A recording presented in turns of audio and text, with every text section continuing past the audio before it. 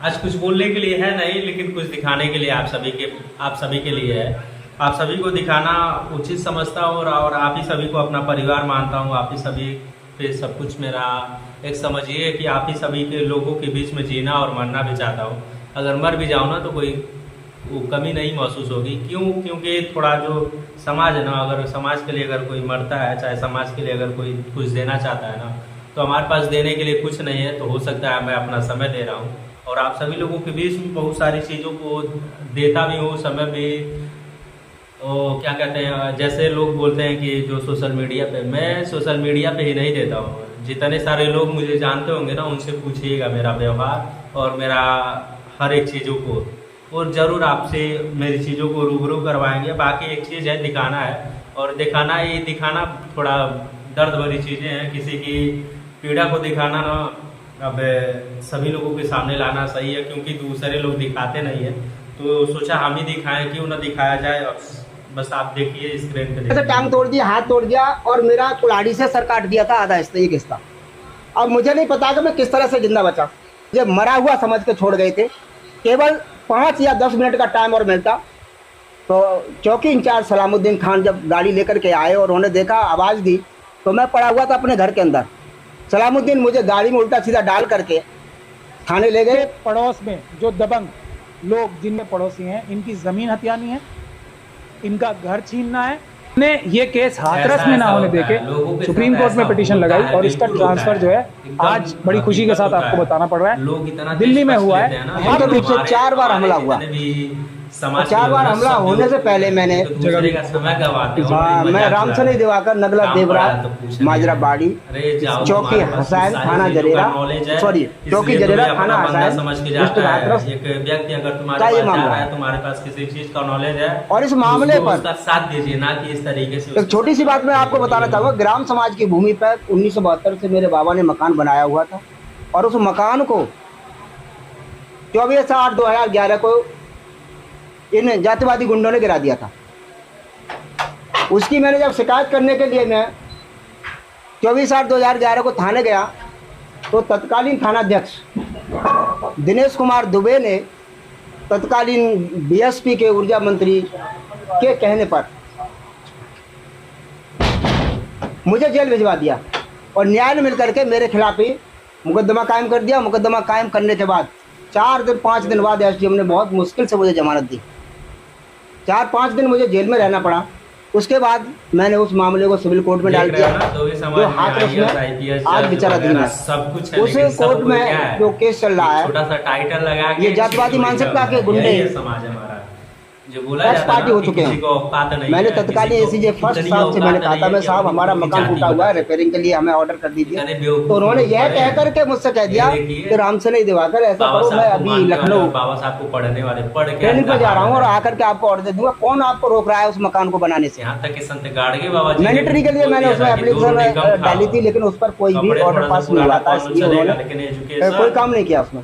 लिहाजा 24/8/2011 को रहने की व्यवस्था नहीं थी। पूरा मकान टूटा पड़ा था चारों ओर से, घर को आग लगा दी गई थी और उस आग लगाने के परिप्रेक्ष्य में पुलिस का सबसे बड़ा हाथ रहा। लिखते भी एक तो पहले लिखते नहीं है लोग, 3/3/2015 को उन्होंने उसी जमीन पर एक दुर्गा की मूर्ति रखी, जिसका केस मैंने सिविल न्यायालय हाथरस में डाल दिया था और वो आज बेचाराधीन है, पेंडिंग चल रहा है इस समय सिविल कोर्ट हाथरस में। भूल जाइए आप, क्योंकि आपको उसके बाद में जब हमने मकान बनाने का प्रयास किया, तो मैं धोबी जाति के समस्त भारत, उत्तर प्रदेश नहीं, भारत के जितने भी जिन लोगों को मैं जानता था, IAS IPS लेवल के थे, जज लेवल के लोग थे, और मैं धोबी समाज से आता हूँ। मेरा अकेला ही परिवार है उस गाँव में।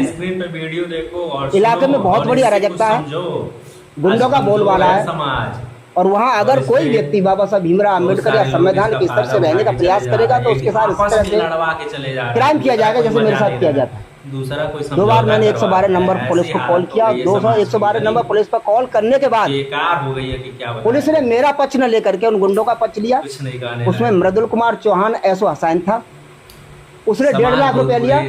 सीओ सिकंदराव ठाकुर सुरेंद्र सिंह, जो इस समय हाथरस में सीओ किया, उसने 80,000 रुपया लिया और मेरी क्राइम शीट को बहुत सारी चार्जशीट को खराब कर दिया। SC/ST का मुकदमा 308, 326, 307 का मुकदमा बनना चाहिए, 452 का परिवार मुकदमा वालों को बनना जब चाहिए था। खुद से आपसे वो नहीं मेरे निपट भाई पाएंगे एडवोकेट ना, तो रामदेव आपकी को उन्होंने फैमिली को 452 की टारगेट धारा करेंगे। मूवी 323, का 504 और क्लिप वो उठा 427 लेते लगा हैं। करके उसे जेल भेजा। अगर किसी को दुख पहुंचाना हो और तो उस किस समय तरीके देखिए से जो पहुंचाना क्राइम हुआ था चाहिए, हमारे उनके ऊपर, पास है तरीका। उस क्राइम और का उनके लोग देखिए भी मैं साथ आपको देते हैं। और फोटो हम तो दिखाता हूँ। देखिए, एकदम देखिए ये फोटो किसी है, लायक नहीं है, किसी लायक नहीं।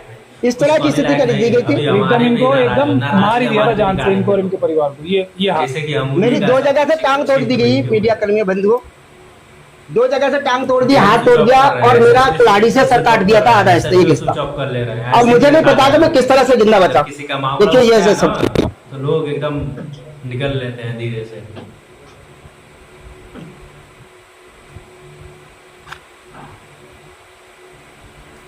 ऐसे ऐसे लोग हैं, यहाँ तक कि हिंदू मुस्लिम 4-4, 5-5 साल के 2 बच्चे हैं मेरे भाई के, छोटे छोटे बच्चे। मेरे भाई की पत्नी एक्सपायर हो गई थी तो मैं उनको पढ़ रहा था और जान बचाया प्राइवेट स्कूल में सिकंदरा पढ़ाने के लिए जाता था। देखभाल की। अपनी जैसे तैसे गुजर बसर कर रहा था, लेकिन मनवादी मानसिकता के लोगों ने के ऊपर डाल दिया।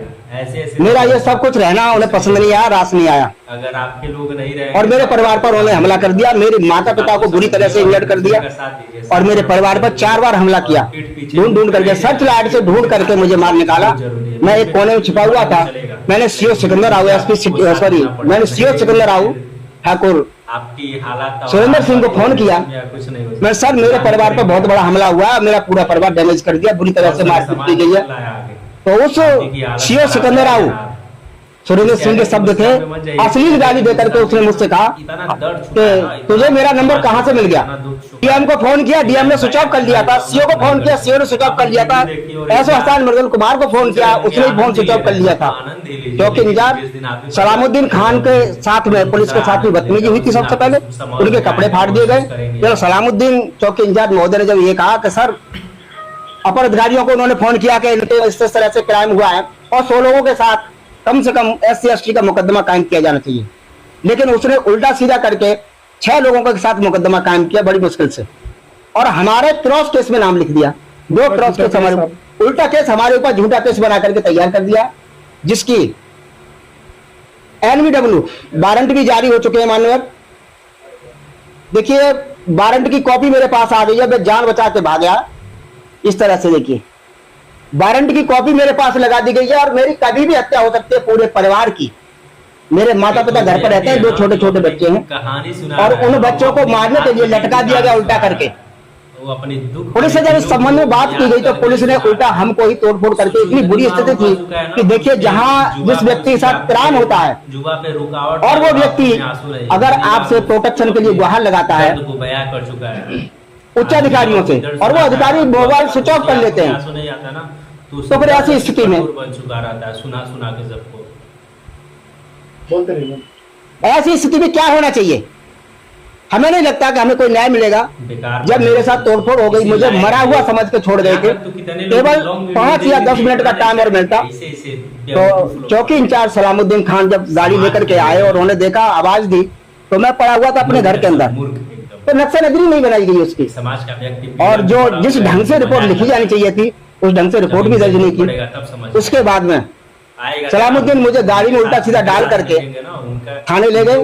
थाने ले जा करके उल्टी सीधी मेरे भाई ने, राम खिलाड़ी ने FIR लॉन्च कराई। तो जिस तरह से FIR लॉन्च होनी चाहिए वो कम पढ़ा लिखा है, तो उसने उस तरह से नहीं लिखवाया और मेरे बचने के कोई चांस नहीं थे उसमें। ले जाकर को मुझे बागला हॉस्पिटल हाथरस में डाल दिया गया। 3 दिन वहां मैं रहा बागला हॉस्पिटल में। वहां भी मुझे मरवाने के लिए तत्कालीन लोगों ने वहां पर ये प्रयास किया कि इसको किसी तरह से खत्म करवा दिया जाए। चौथे दिन मेरे भाई ने, जब भाई की मेरे जमानत हो गई रामलेस एडवोकेट की, वो यहीं पर प्रैक्टिस करते हैं दिल्ली में पटियाला हाउस में। तो उसके बाद उनको निकालने के बाद जब उन्होंने वहां से कहा तो CMO बागला हॉस्पिटल के CMO हाथरस से कि साहब मेरे भाई का यहाँ से ट्रांसफर कर दीजिए SN मेडिकल सफदरजंग हॉस्पिटल के लिए नई दिल्ली में। उन्होंने इस बात पिटीशन को लगाया। उसके बाद जब 20-22 दिन बाद में डिस्चार्ज हुआ, 24 दिन बाद, जिंदा रहना तो जिस गांव में मैं रहता हूँ, मुख्यमंत्री उस गांव में ऐसा कोई अपराध नहीं है जो न होता हो। अब आप इसमें जैसे मीडिया कर्मियों के माध्यम से तत्कालीन अधिकारी हैं, चाहे IG लेवल के हों, DGP लेवल के हों, DIG लेवल के हों या CM लेवल के हों, अब सबको मैं कोई ऐसी मेरे पास फिल्म तो है नहीं और ना मेरे पास ऐसी कोई डॉक्यूमेंट्री है जो बना करके मैंने रख ली और मैं उनको पेश कर दूं। देखिए मेरे यहाँ तबंचों का, बंदूकों का और चरस गांजा अफीम का सप्लाई होती है और जितने भी गुंडे इसमें इन्वॉल्व है सब ये जज का धंधा करते हैं। वहां की पुलिस जो मंथली लेती है, ये है मामला। हसान। और इस चीज को ना आप ज्यादा से ज्यादा शेयर जरूर करिएगा। क्यों करिएगा? इन सारी चीजों को दिखाने के लिए ना कोई आपके पास और हमारे पास चैनल नहीं है। इस चीज को बताने और दिखाने के लिए ना मुझे भी कहीं ना कहीं अगर इन सारी चीजों के लिए आदत डालना पड़ा है ना, तो आप समझ सकते हैं कि किस तरीके से क्या चीज है।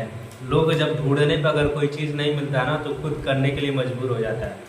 और ये हमारे साथ हुआ है। जब हम ढूंढने चले थे ना अपने लोगों को सोशल मीडिया अकाउंट पे, कोई नहीं मिलता था। आज से 1 साल पहले स्टार्ट किया हूँ, जब बोलने के लिए विचारना पड़ता था। आज वैसे ही नहीं बोलता हूँ, इतना ठोकर खाया हूँ इन सारी चीज़ों में। अपने लोगों से चुना हूँ, जिनके लिए तुम बोल रहे हो ना वो भी तुम्हारा साधन नहीं देंगे। दे या ना दे, सब बेवकूफ़ है, नहीं देंगे। समाजी के लोग है ना, आखिर मरना ही है। एक दिन मरा जाएगा, 10 दिन बाद मरा जाएगा, उससे पहले ही मर जाएगा, क्या दिक्कत है? कम से कम कुछ गंवारों को अकल तो आएगी। इसीलिए बस बैठा हूँ यहाँ पे, अपना समय बर्बाद कर रहा हूँ तुम सभी के बीच में।